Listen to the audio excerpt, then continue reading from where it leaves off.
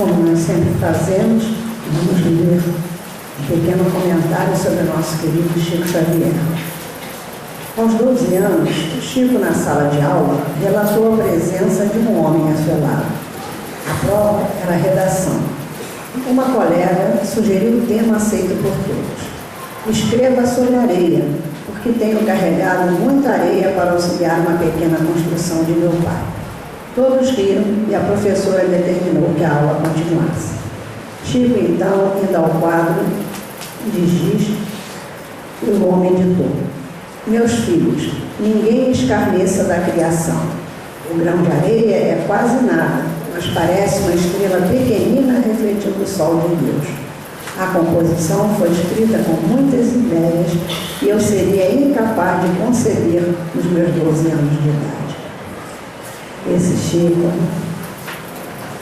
Vamos então fazer a nossa prece, rogando a Deus nosso Pai, a Jesus nosso amigo, nosso irmão, as bênçãos para a nossa reunião nessa noite, pedindo aos amigos dirigentes espirituais desta casa que possam derramar sobre o nosso companheiro Anasilo as suas bênçãos, para que ele possa trazer para nós o fruto das suas pesquisas, dos seus estudos, que com certeza nos farão refletir muito.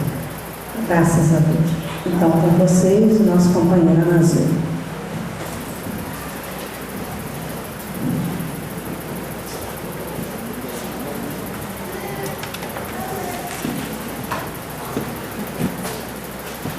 Então vi um novo céu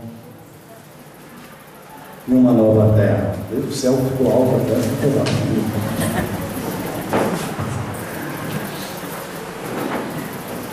Continuou. Então vi um novo céu e uma nova terra, pois que a primeira terra e o primeiro céu já passaram, e o mar já não existe. Vi também a cidade santa, a Jerusalém, que de Deus descia do céu, ataviada como um noivo para a sua noiva. E ouvi uma voz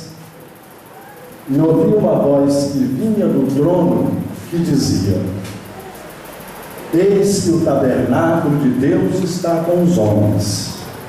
Deus habitará com eles, e eles serão o seu povo. Deus, o próprio Deus, estará com eles, e será o seu Deus. E Deus enxugará toda lágrima, e não haverá mais morte, nem pranto, nem clamor, nem dor, pois que todas as primeiras coisas já são passadas. E do que ocupava os tronos, disse: eis que faço nova todas as coisas. E disse: escreve, porque estas palavras são verdadeiras e fiéis. Apocalipse de João, capítulo 21, versículos 1 a 5. É o momento em que o João assinala a visão do que será a terra daqui, esperamos há pouco tempo, né? Conforme está anunciada, um mundo realmente ditoso, sem a presença da morte e da dor. Boa noite, irmãos. Boa noite. É um prazer estar aqui nesse ambiente aconchegante, né? A casa do Chico, né? O nosso querido Chico, basta esse nome. E para refletirmos sobre os ensinamentos de Jesus a partir do enfoque da lupa esclarecedora da doutrina espírita. Aliás, quando Jesus anunciou o Consolador, lá naquela antiga noite de tristeza, pois foi no momento em que ele já se preparava para iniciar, não, o seu percurso de martírio, ele disse uma coisa importante. Ele disse que enviaria um outro Consolador. Consequentemente, ele era o primeiro Consolador, não é isso? entendendo por Consolador não só a figura de Jesus, mas o seu Evangelho, pois foi o que ele disse: o meu fardo é leve, o meu jugo é suave. Então, mas ele disse uma coisa importante. Ele disse que a função do Consolador, uma delas, era relembrar tudo o que ele tinha dito. E é interessante, porque com isso Jesus dá a chave para que nós possamos decodificar, para que nós possamos, digamos assim, identificar esse Consolador. Então, qualquer doutrina ou qualquer personagem que queira ser o Consolador, se ele não relembrar tudo aquilo que o Mestre disse, é falso. Porque o verdadeiro Consolador, além de ensinar todas as coisas que ele não pôde naquele momento, ele tem a missão de relembrar tudo que ele disse. Então, a doutrina espírita se coloca como Consolador na medida em que o que ela faz é reinterpretar todos os ensinamentos de Jesus, lançando uma nova luz que amplia e esclarece a profundidade e a grandiosidade da mensagem de Jesus.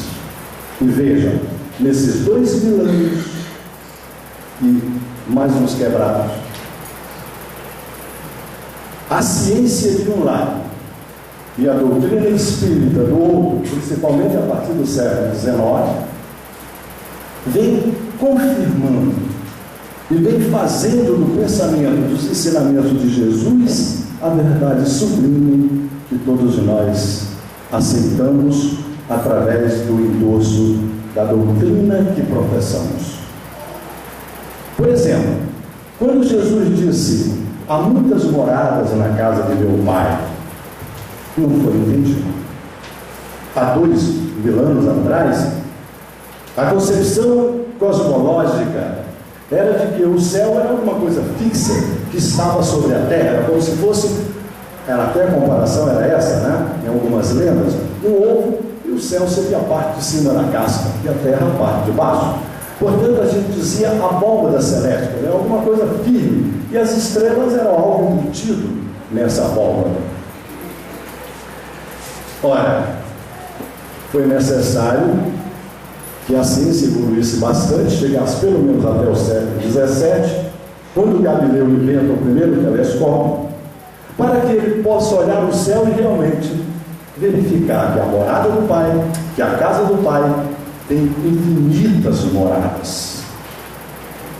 E só depois, no século XX, com o famoso telescópio do Hubble, o maior do mundo, nós podemos então, o homem pôde mergulhar no universo e verificar que, na verdade, aquilo que o homem lá, há 2000 anos, pensava que era apenas o Sol e a Terra, e isso era tudo, vai verificar que nós somos um planetinha que gira em torno de uma estrela de quinta grandeza, que por sua vez gira em torno de outros, e começa a descobrir que há milhões e milhões de galáxias, que dentro dessa coisa enorme que é o universo, a nossa galáxia é apenas um grão de areia, embora brilhe como a estrela do Chile, mas é apenas um grão de areia, não é? Uma das menores, e note que a nossa Via Láctea tem apenas cerca de 100 bilhões de estrelas, e é um grão de areia em relação às outras galáxias. Mas, por outro lado, o que mais nos interessa é a doutrina espírita, como ela vem recolocando, como ela vem iluminando o verbo de Jesus. Quando Jesus disse, por exemplo, só um pequeno exemplo, que o tema da nossa reflexão não é esse.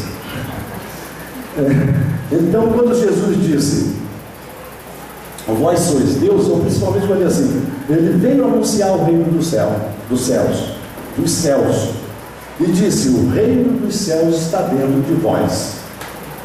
Não dava para entender, certo?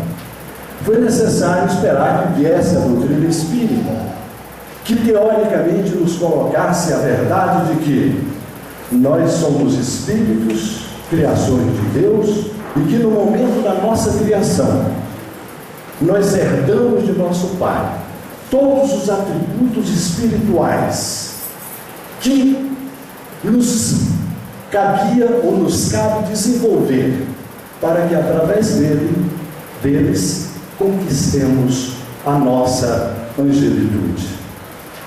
Então, quando ele disse que o reino dos céus está dentro de nós, é porque dentro de nós está a fraternidade, está a bondade, está o amor, estão todos os instrumentos, ou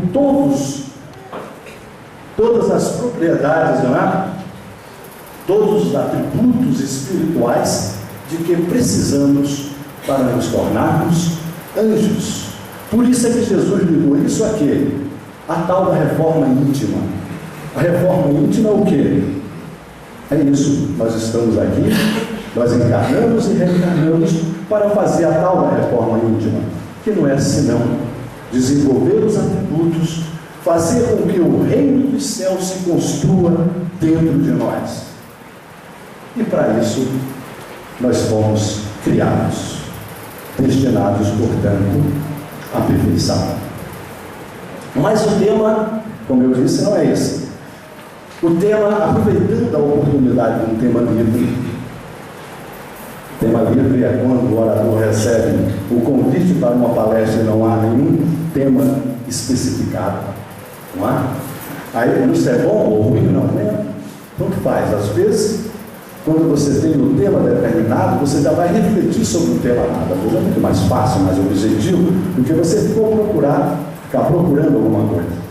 Mas, por outro lado, o tema livre dá a oportunidade para você refletir sobre aspectos que são consequência do ensinamento direto, de uma questão direta, né, da doutrina, mas que não estão, digamos assim, discutido e explicado dentro dos livros da codificação. Então, é uma oportunidade para a gente, digamos assim, ampliar a nossa reflexão. E nós escolhemos exatamente um tema muito importante, que, por sinal, o Chico adivinhou antes, que é a mediunidade.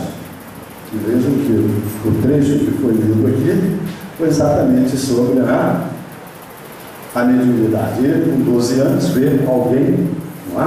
Porque a mediunidade é exatamente a faculdade do espírito que permite a comunicação com o mundo espiritual. É um canal que produz a relação entre os espíritos encarnados e desencarnados.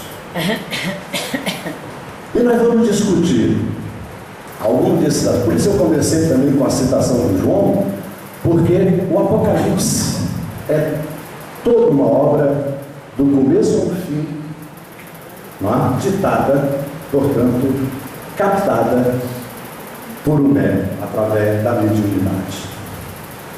Então, a mediunidade, nós vamos ver, nós sabemos, não é? É o caminho, não é? É o canal que permite essa comunicação. E por isso mesmo foi através da mediunidade que nós recebemos todas as revelações divinas. Porque a mediunidade é o canal das revelações divinas, aquelas que Deus nos dá sempre que nós façamos esforço. Apenas basta, como disse Jesus, apenas pedir e obteremos. Diferente, não é, das revelações científicas, que exige o nosso sacrifício, a pesquisa, a reflexão, e que é dada através, portanto, do conhecimento. Então, vamos examinar como é que ela se produz, qual é o papel da mediunidade no cristianismo, no judaísmo, etc. Para iniciar, a doutrina diz que a mediunidade é um atributo do Espírito. Então, significa que, se é um atributo do Espírito, então significa que todos nós temos a mediunidade, certo? Mais ou menos desenvolvidas, mas todos nós a temos. Considerando que é uma faculdade do Espírito, ou um atributo do Espírito, a mediunidade, como todos os demais atributos do reino dos céus, que está dentro de nós, que Jesus mencionou, como todos os demais atributos, precisa ser desenvolvida. Então, a cada reencarnação, não é? Nós vamos desenvolvendo esses atributos e também, é claro, a mediunidade. E como nós fomos talhados para a perfeição, e a nossa perfeição só será atingida quando nós desenvolvermos ao máximo da potencialidade da nossa condição no globo terrestre. Nós só vamos alcançar a nossa perfeição quando nós desenvolvermos todos os talentos ou todos os atributos ao nível máximo. E é claro, então, que quando isso acontecer, a mediunidade também estará desenvolvida em todos nós no seu nível máximo.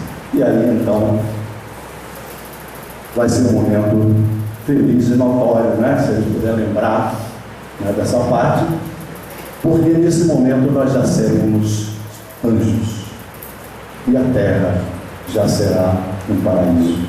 Consequentemente, a terra estará adaptada ou plasmada na visão de João, essa que ele encena no Apocalipse. Bom, então, se a mediunidade é um atributo do Espírito, então significa que ela existiu sempre, de fato. Desde que o homem concebeu ou compreendeu pela primeira vez que existia vida após a morte, qualquer coisa após a morte. Isso acontece mais ou menos no percurso da evolução há cerca de 70 mil anos atrás, é muito recente, não é? Que é quando nós encontramos, né, provas fósseis, né, e resquícios antropológicos que mostram que o homem enterrava os seus seres com as mãos postas, acompanhado de seus objetos prediletos, bem vestidinho e arrumadinho, portanto, prevendo que a coisa não acabava ali. Mas isso só cerca de 70 mil anos para cá, juntamente com a arte, porque a arte e a religião, o sentimento religioso são as duas qualidades mais difíceis para o homem, porque exige, não é, o domínio simbólico, né, a concepção simbólica, e portanto são as últimas coisas que ele vai conquistar, né? Bom, mas logo que inicia as primeiras civilizações, essa civilização há 6 mil anos só, nós tivemos 3 milhões e 500 mil anos de pré-história, mas de história nós temos apenas 6 mil anos. A primeira civilização começou a cerca de 6 mil anos, lá na Mesopotâmia, a civilização suméria. E todas as civilizações, a partir daí, vão se erigir em cima disso. Por quê? O que vai sustentar, primeiramente, as civilizações primitivas são, de um lado, o poder do governante, digamos, temporal, seria, portanto, o rei, normalmente, e o sacerdote, ou seja, aquele que dominava, tinha um poder atemporal. Primeiramente, portanto, a mediunidade é uma forma de poder que vai ser explorada. Aquele que tinha o poder, ele se colocava acima dos outros, e através desse poder começa a ser desenvolvido os templos e cria-se a casta sacerdotal, que é a primeira a se apossar desse poder, até para, digamos assim, dominar, pretensão de domínio mesmo. Até o rei tinha que ser reconhecido pelos sacerdotes para desempenhar a sua função. Então, a mediunidade primeiramente foi explorada dessa maneira ampla, mas o que é importante é que através dela vieram as primeiras revelações divinas, que vão servir de base para o surgimento do pensamento religioso em todas as civilizações, produzindo esse número imenso de religiões que nós conhecemos.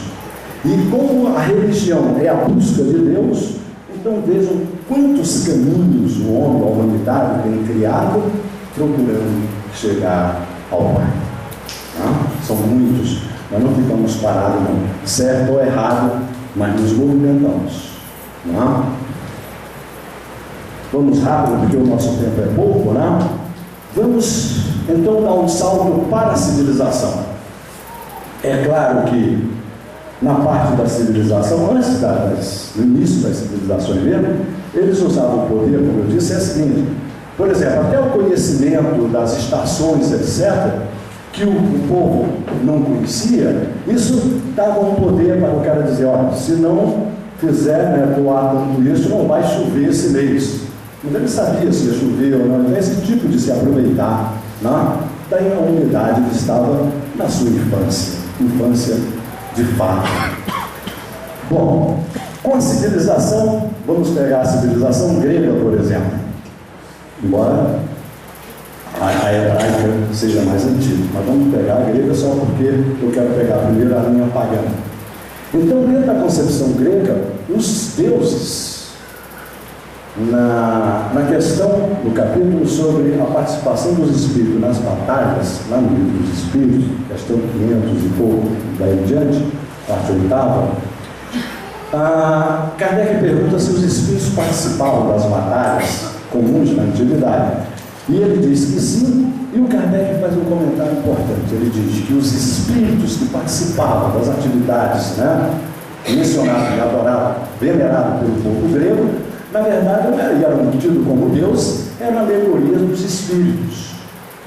E a doutrina nos diz que nós vivemos em grupo de espírito, e a doutrina nos diz que os espíritos interferem muito mais na nossa vida do que nós imaginamos, portanto, dando toda a certeza. E por isso mesmo, os deuses gregos foram criados à imagem e semelhança do homem, porque eram espíritos imperfeitos, como nós, eram nós mesmos, né? Eles mesmos, que eram deuses deles próprios.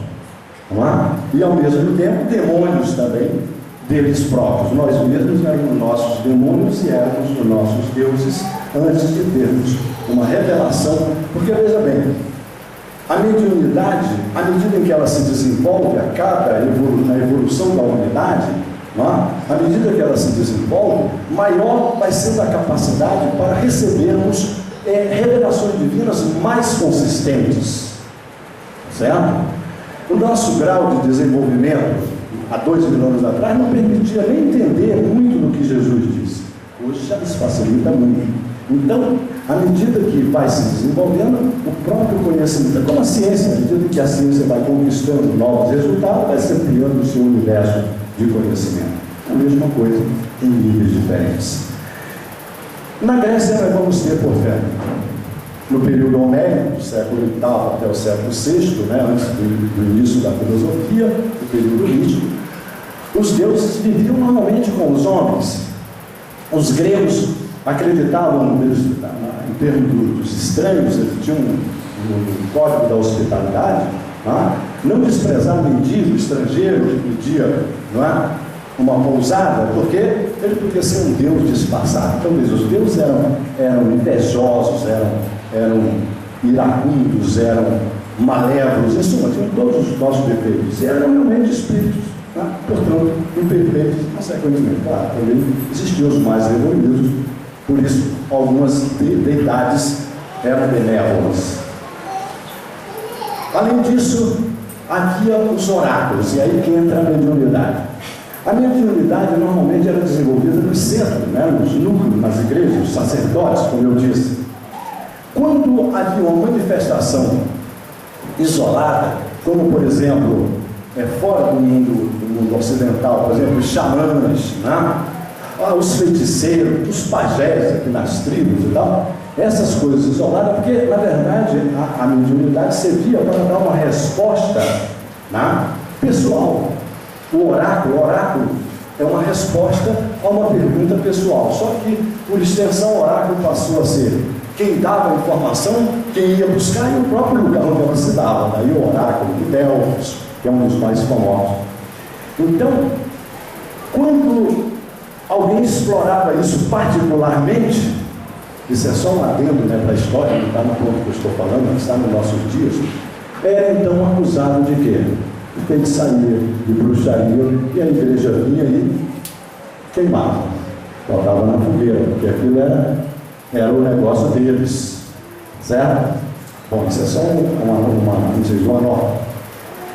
Então os gregos tinham os oráculos, né, famosos, e muita coisa, história de Deus e tudo, vinha através desses oráculos. Zeus e vários outros, né? Tinha o seu tempo, existia todo o ritual, existiam as pitonisas, né? Ou seja, os médios, que de certo modo tomados, né? Porque havia todo um ritual. Dizem que talvez eles tirassem um pouquinho de gás assim daquelas cavernas, gás natural que escapava. Então existiam lugares em que o sujeito entrava e tinha, né, aquele som, desprendia-se de tal modo da matéria, né, que anunciava a criação de novos mundos e coisas que ele nem sabia o que estava dizendo.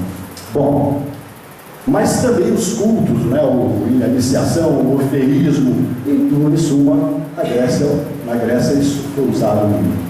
Vamos ao judaísmo, que eu vou um pouco tempo. Vamos ao judaísmo. O judaísmo, essa religião, ela se originou, como todas as outras, mas principalmente ela, sobre o recurso da mediunidade. Ela nasce na relação do primeiro pacto entre Deus e Abraão. Portanto, foi a partir desse pacto que nasceu, né, começa a religião judaica, né, unindo toda aquela comunidade que vai se perpetuando. E daí tem os vários pactos. Santo Agostinho, na Idade Média já, no século V depois de Cristo, né, ele escreve um livro famoso chamado A Cidade de Deus. E na Cidade de Deus ele mostra que toda a evolução do pensamento religioso ocidental, que vem do judaísmo passando pelo cristianismo, foi feito através de frequentes pactos entre Deus e o homem. A quebra e a renovação desses pactos constrói a história. É importante porque nesse momento Santo Agostinho estava dando um sentido à história, diferente, portanto, de todos os historiadores anteriores, como Heródoto, etc. Então, Moisés, com os 10 mandamentos, os profetas, a riqueza das revelações divinas que vieram através dos profetas, inclusive o detalhamento da vinda de Jesus, o que ele ia passar, o que ia ser. Isaías coloca isso muito bem, Daniel, e todos eles, e o fim do mundo, tudo está lá. Não há 800 anos antes de Cristo já está, né, tudo dito e tudo programado. Bom, então a mediunidade no judaísmo é importante. Só que a certa altura Moisés proibiu a mediunidade.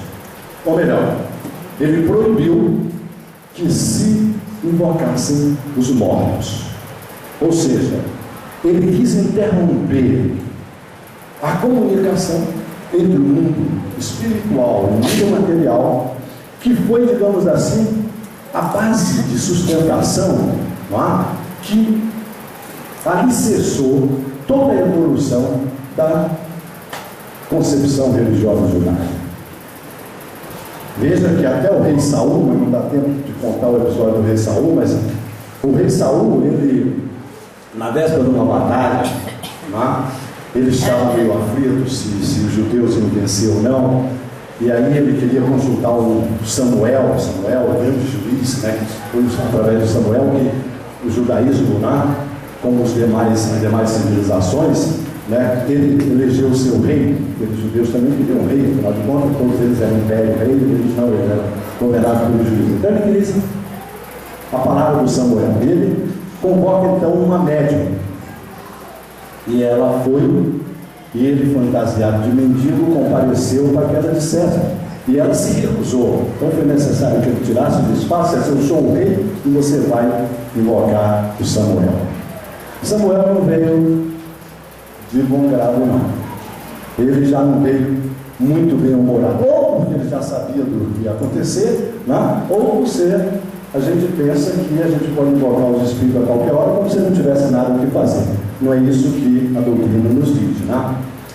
E para encurtar a história, ele respondeu à inquietação do Saul, dizendo simplesmente o seguinte: não se preocupe, porque amanhã mesmo você estará comigo.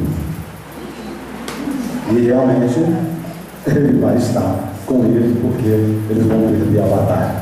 Então eu estou contando isso só para que vocês vejam o quê? Que a mediunidade existia, era reconhecida dentro do judaísmo, embora estivesse proibido. E aí vem Jesus. E Jesus disse uma coisa muito importante. Ele disse: eu não vim destruir a lei, mas cumpri-la. Em outras palavras, ele disse: tudo que eu testificar diante do meu Pai é válido, é verdadeiro. E aquilo que eu não testificar não será verdadeiro. Então, muita coisa que foi criação na legislação, nas leis criadas por Moisés, Jesus não vai endossar. Ele disse que aquilo é erva daninha, que ele vai tirar da seara do Pai. Os 10 mandamentos, claro, ele mantém, embora sintetizando naqueles dois: amar a Deus sobre todas as coisas, de todo o coração. Alguém esqueceu? Não, nada mais podemos esquecer. E o segundo, amar o próximo como a si mesmo. Ele reduziu. Ele disse que aí está toda a lei dos profetas, portanto ele mostrou isso. E em relação à mediunidade, Jesus nunca falou diretamente da mediunidade, não é verdade? Mas veja, ele a praticou o tempo todo. Não é isso? Veja, no tal ponto, ele conversa com espíritos. Não é isso? Quando naquela noite, após a última ceia, quando ele se retira para orar, poucas horas de ser preso, lá no Monte das Oliveiras, quando ele chora e sua sangue, quando ele está com o corpo banhado de sangue diante do trânsito do que ele ia passar, os anjos desceram do céu, enxugaram o seu corpo, enxugaram as suas lágrimas, limparam o seu corpo. Tanto que aquele momento aflitivo em que Jesus disse: Pai, afasta de mim esse cálice, mas que seja feita a tua vontade, é um momento muito importante. Não que isso revele a fraqueza de Cristo, pelo contrário, ele está nos dando mais um ensinamento, dizendo: faça a tua vontade. E depois que os anjos enxugam o sangue, limpam o corpo de Jesus, Jesus está inteiro, brilhante, luminoso, calmo, concentrado, não deu um sinal de fraqueza de qualquer coisa durante todo o seu percurso até a crucificação. Então, quando ele disse Pai, ele pediu a força ao Pai, ele recebeu o apoio do Pai para não titubear, toda a coragem, tudo aquilo que ele realmente precisava para o desempenho da sua missão. Pois bem, então ele está exemplificando isso, mas muito mais ainda. Quando Jesus, após a crucificação, Jesus prometeu aos seus discípulos o quê? Que não iria ao Pai imediatamente, queria ficar na crosta terrestre. Veja que eu estou usando o vocabulário da nossa doutrina, da nossa consoladora doutrina, que realmente é um manancial de conhecimento, que basta ficar lendo a vida inteira aquela codificação para você se tornar um sábio, como a leitura da Bíblia faz a mesma coisa. Então, lá a nossa, como diz a nossa, por isso eu estou usando a nossa doutrina. Então, naquele momento, quando Jesus diz isso, ele diz que vai ficar na crosta terrestre, ou seja, não vai voltar para o Pai imediatamente, porque ele ainda tem que instruir os seus discípulos. E ele fica 60 dias na terra. Tanto que quando foi tocar nele, ele disse: não me toque porque eu não estou limpo, eu não voltei para o meu Pai, estava na crosta terrestre, dando os últimos ensinamentos. E ele aparece várias vezes para os seus discípulos, dando mais uma prova da mediunidade, isso ratificando. E 50 dias após a crucificação, realiza-se o Pentecostes. Pentecostes é o momento em que Jesus cumpre a sua promessa. É o momento em que a mediunidade se instala nos discípulos de Jesus. No Pentecostes, os apóstolos recebem o dom da mediunidade, que era necessário para a missão, para que eles cumprissem a sua própria missão. Então, o Pentecostes é o quê? É mais um exemplo da mediunidade. Cristo aplicando a mediunidade. Então, nós podemos dizer que, bom, no Evangelho ainda, os discípulos falam o tempo todo, disso, sem nenhum constrangimento, mesmo porque, como eu disse, na tradição judaica eles acreditavam, eles tinham prova disso, eles tinham prática, eles faziam essa prática. Então nada era estranho. E por isso mesmo, não é estranho que no Novo Testamento nós tenhamos um livro inteiro, como o Apocalipse, que é uma revelação divina através da faculdade mediúnica de João. Ele diz que ele foi transportado, porque a mediunidade se manifesta através de vários recursos. Um deles é o êxtase, e o Apocalipse, João, ele tinha um desenvolvimento maior, porque o êxtase é todas a mediunidade consiste em desprendimentos do espírito, desligamentos temporários da matéria. E o êxtase é o grau mais evoluído.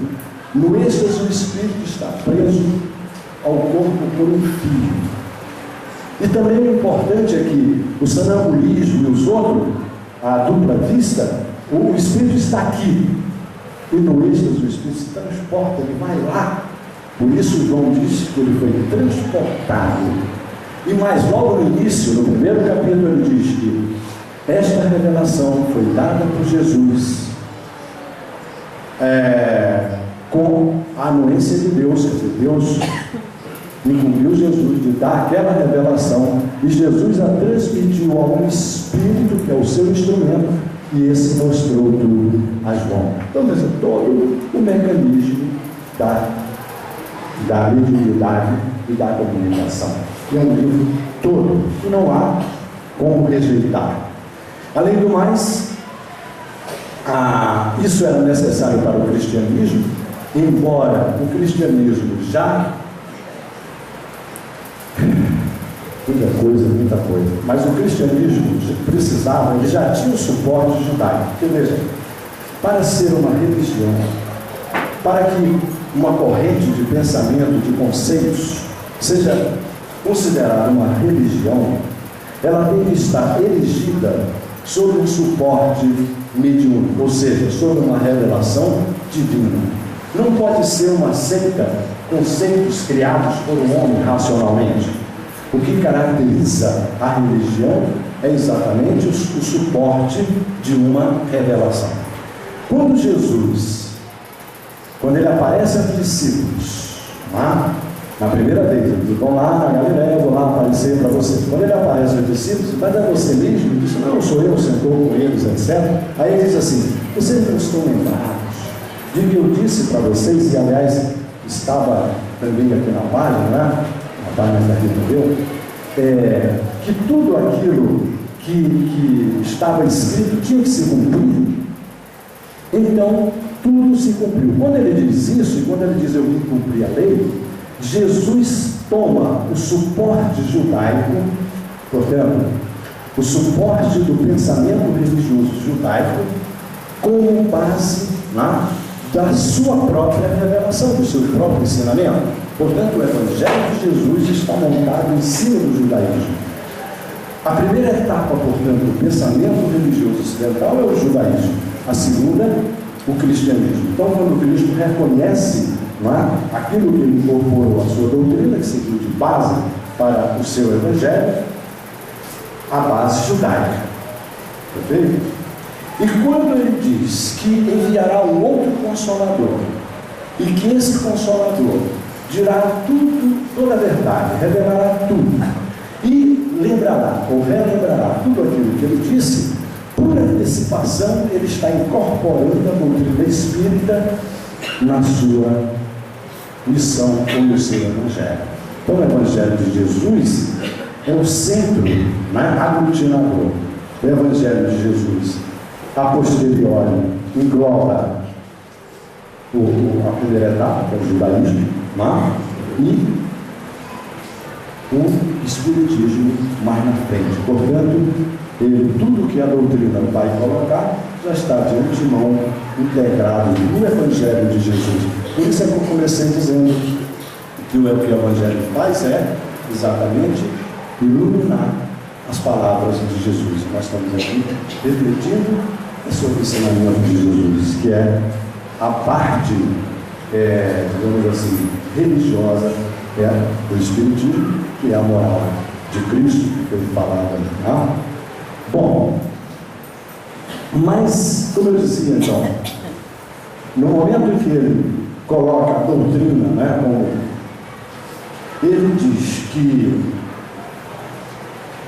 a doutrina é algo que vai ficar com a gente para sempre. Ele diz que a doutrina vai dizer tudo, né, nos ensinar tudo e relembrar o que ele disse. Por isso é muito fácil a gente deduzir que esse Consolador, o Espírito de verdade, não é realmente uma pessoa, mas sim um ensinamento muito mais forte, portanto uma doutrina. Então lá ele já deixa implícito que o Consolador virá através do canal mediúnico. Certo? Ele diz que nós ainda, o mundo não pode recebê-lo, porque ainda não o conhece, não é? E foi necessário muita coisa para que a doutrina, para que o Consolador viesse. Primeiro, uma evolução moral, através do sentimento, a preparação, e essa preparação veio através do sofrimento, veio através da dor, e nós sabemos que a doutrina nos coloca a dor como instrumento da nossa reforma interior, né? E vale para nós como indivíduo e para a humanidade. Veio a Inquisição e veio todo o sofrimento da humanidade, e quando a humanidade clamava, né, como quando Jesus veio pela primeira vez, veio então o Consolador, né, para outra vez ensinar e acolher os aflitos, trazendo a verdade que dissipa as trevas, trazendo, portanto, a doutrina espírita. Então, já estava, de certo modo, colocado, anunciado no próprio ato da promessa, que viria através da experiência medíocre. Então, nós podemos dizer que a mediunidade sempre existiu, é uma faculdade do espírito, foi empregada, às vezes, de uma maneira egoística, e os que assim fizeram tiveram as suas punições, e a gente só vem compreender isso com a doutrina espírita, quando ela vem dizer que é um instrumento para a produção do bem, não é?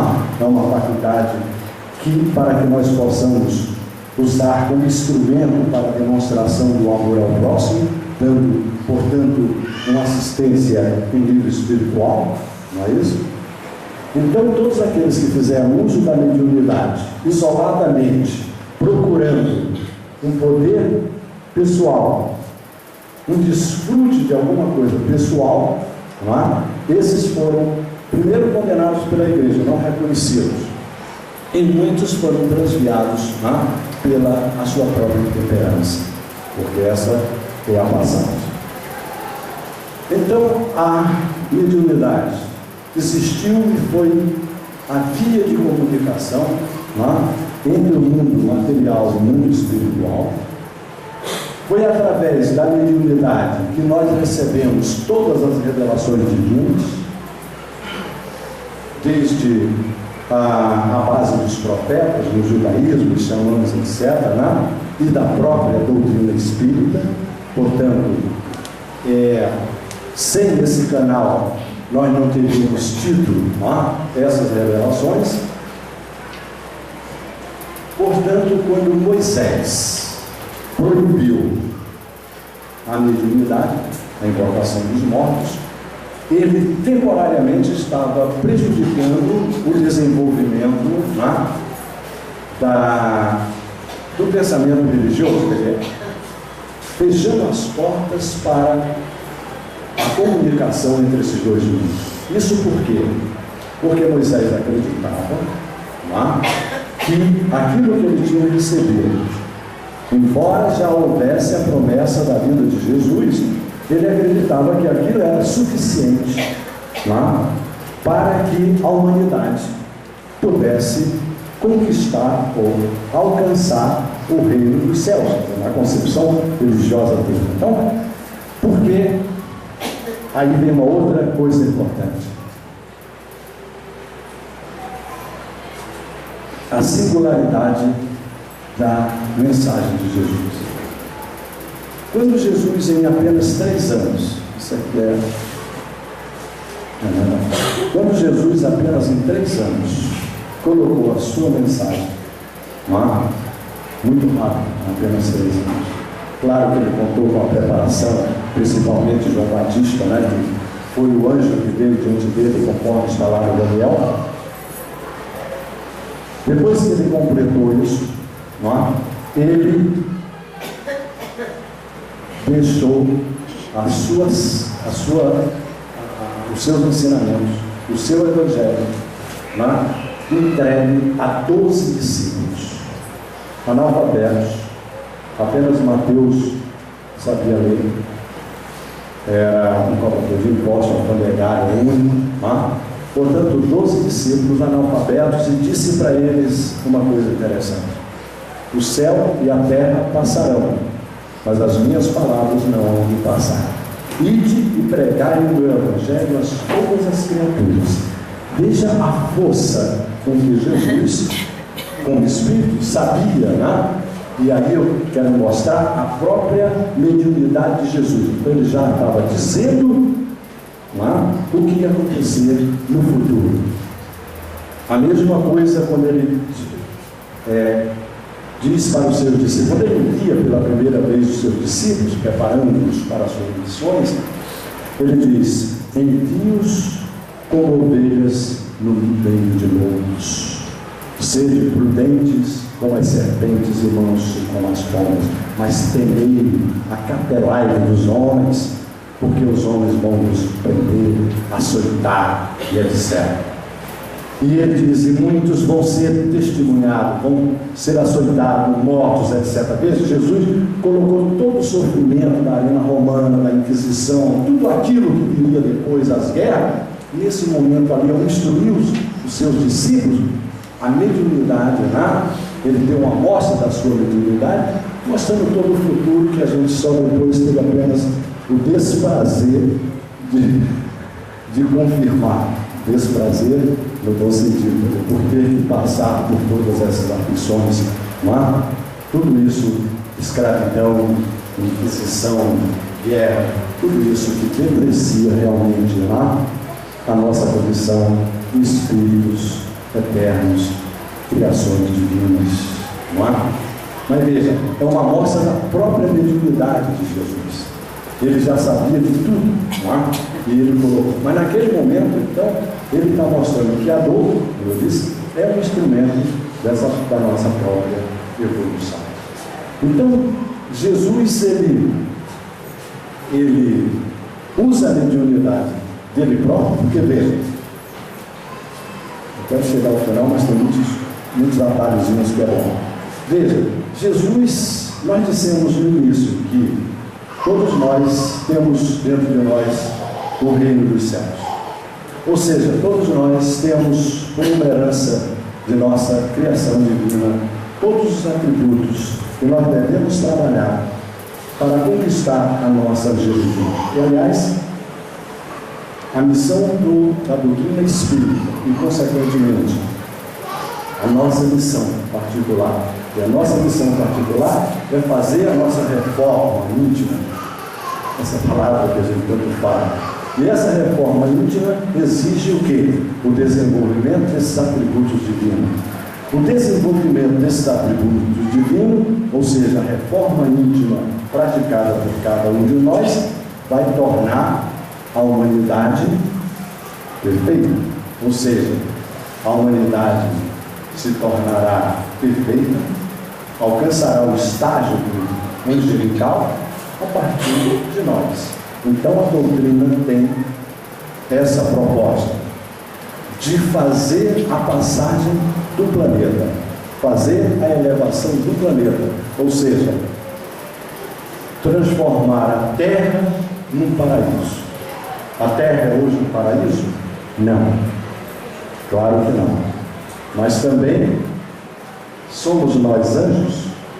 Não. Então, um paraíso é a habitação dos anjos, é o lugar onde moram os anjos. Então, a Terra não será um paraíso enquanto nós não conquistarmos a nossa angelitude. Vós sois Deus, é isso. Nós temos que nos transformar anjos. Então, quando Moisés proibiu, ele achava que estava consumado. Mas Jesus sabia que ainda não estava consumado. Porque mesmo quando ele trouxe a sua doutrina, tudo isso, toda essa iluminação, né? Essa fulguração que nós estamos vendo, todo o embasamento, toda a revelação que ele trouxe, ele sabia ainda que nós tínhamos que caminhar muito para fazer a nossa reforma, para atingirmos o nosso destino, que é a conquista da perfeição. E como ele sabia que nós precisávamos de muito tempo para isso, ele disse que a sua mensagem, o seu evangelho ainda não estava completo. E por isso ele prometeu a vinda do Consolador, esse que realmente iria consumar todos os seus ensinamentos, coroar os seus ensinamentos. Então o pensamento ocidental, conforme a perspectiva de Kardec resume tão bem, haverá só uma religião, e essa religião não será espírita, católica, nem cristã, é somente o cristianismo, porque é o cristianismo o aglutinador de todas as revelações divinas e que nos sustenta a nossa evolução. Portanto, a doutrina espírita, o que ela faz é esclarecer, é aprofundar a nossa consciência, trabalhar o nosso sentimento através do exemplo de Jesus, da caridade, da benevolência para com todos, da indulgência, da fraternidade, do perdão, para que nós alcancemos a nossa angelitude e nos igualemos a Ele. Quando Jesus disse que era nosso irmão, Ele reconheceu ali a nossa condição divina. Se nós somos irmãos de Jesus, nós somos deuses, como Ele diz, nós somos divinos. E Jesus nos deu exemplo, porque quando Jesus veio aqui, Ele já tinha desenvolvido todos os seus atributos. Jesus, quando veio aqui, era perfeito. Jesus, quando veio aqui, já era anjo. E por isso Ele se colocou como parâmetro para que nós alcançássemos esse mesmo grau, dizendo: amai-vos uns aos outros, como eu vos amei. Por isso, essa mensagem que Ele veio trazer. Para concluir, que é a reflexão que eu proponho. Há um anúncio de uma segunda vinda de Jesus, não é verdade? Jesus voltará, Jesus não voltará, voltará com seus anjos, como Jesus. Bom, a doutrina diz que, obviamente, que se Jesus voltasse, Ele não voltaria mais em carne, encarnado. Ele só poderia vir como espírito. E, evidentemente, que Ele viria com todas as suas perfeições. Por isso, nós podemos conhecer os falsos profetas. São categorias que o Kardec nos dá. Então, Jesus só poderia voltar espiritualmente. Então, o Consolador, o outro Consolador, dispõe de outro Consolador. Portanto, Ele é o primeiro Consolador. O outro é o Consolador, o Espírito de verdade. Esse Espírito de verdade volta. Com a doutrina espírita, ele começa a atuar. Através da mediunidade, ele traz todos os esclarecimentos. Através da mediunidade, ele começa a trabalhar as nossas imperfeições.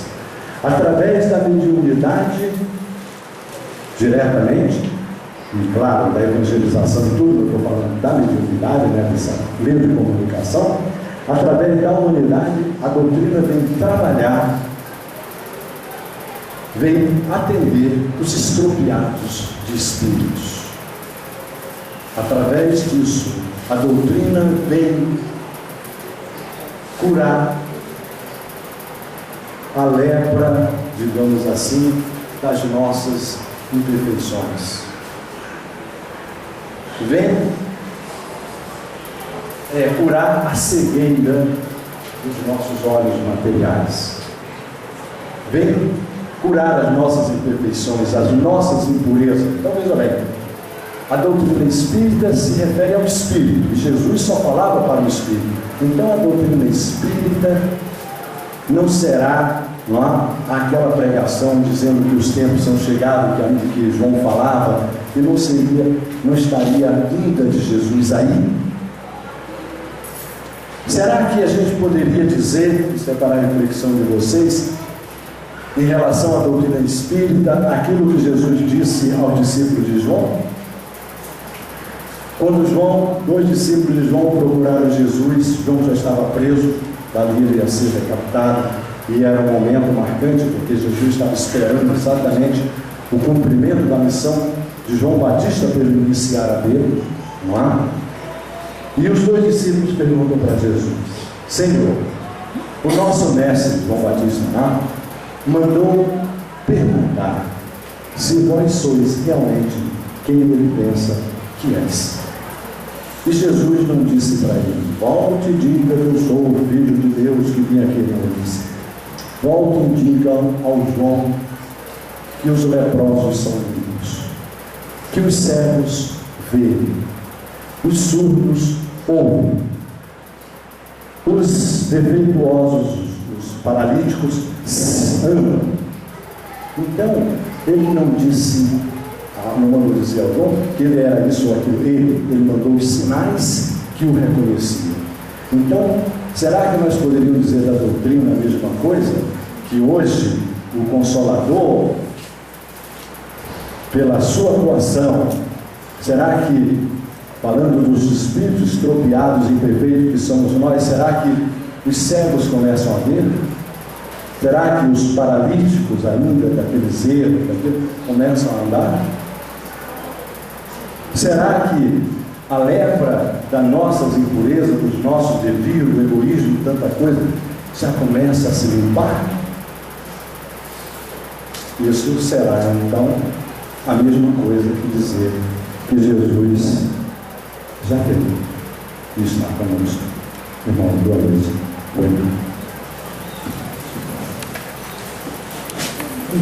Nós vamos então passar para a segunda parte da nossa reunião, que é o trabalho de passe. Esclarecemos aqueles que chegam à nossa casa pela primeira vez, que vamos entender aqui, não por uma questão de esquecido, mas apenas para favorecer a nossa concentração.